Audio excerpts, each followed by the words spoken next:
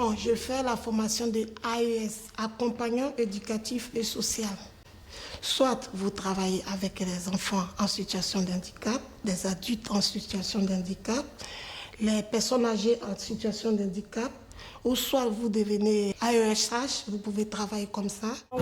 Ça va aller. Vous êtes trop tendu. Déposez les papiers. Mais il a fait combien? Parce que déjà, moi, j'ai un fils en situation de handicap. De la manière dont j'ai aidé mon fils, c'est pour cela que je voulais aider d'autres personnes aussi en situation de handicap. Le grand axe de travail du projet d'établissement et du projet de l'association, c'est toute la question du pouvoir d'agir et de l'autodétermination des personnes accompagnées. C'est-à-dire comment vraiment leur permettre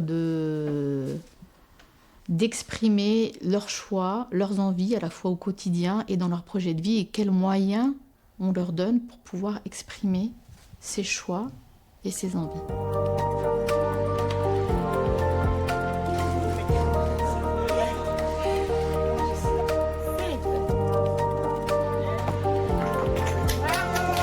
Moi, je veux les aider à être, comment on appelle ça, autonomes déjà.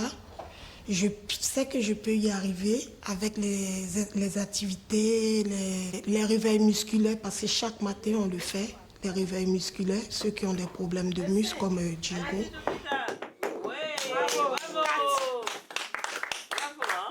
Voir des enfants comme ça, des jeunes, des adultes, le matin, qui ne peuvent rien faire du tout, ça m'a cassé le moral. Mais là, je suis plus motivée parce que je les aide, et ils participent. Quand j'arrive le matin, quand je parle avec eux, d'autres veulent parler. Allez, à 5, on y va. Concentration. Les personnes en question qui souhaitent effectivement rentrer dans le monde du travail, il y a l'équipe éducative qui les a aidées, accompagnées pour s'inscrire à France Travail.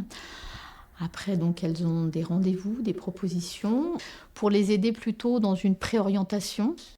Par exemple, on a un résident à l'externat qui est parti en ESAT. Et au détour d'un des stages de l'ESAT, il a été pris là-bas.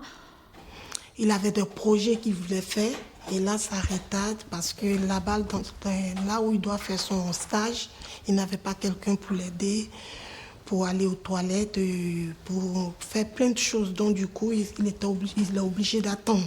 Quand c'est comme ça, il faut... Moi, j'encourage d'autres personnes qui veulent travailler dans ce métier pour aider plus, pour que les gens, les jeunes comme Diego, qui ont le courage, la force d'aller dans le monde du travail, ils puissent aller dans le monde du travail.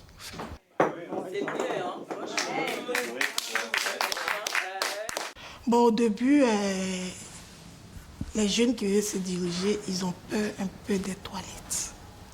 Parce que moi, j'ai vu ça avec nous déjà dans notre salle.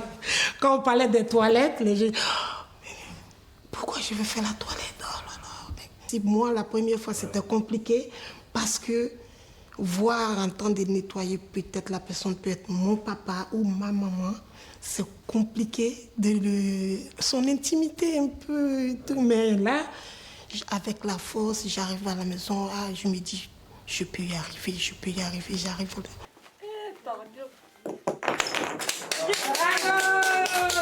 Moi, je suis très contente déjà d'aider des gens qui sont en situation de handicap. Sincèrement, je suis très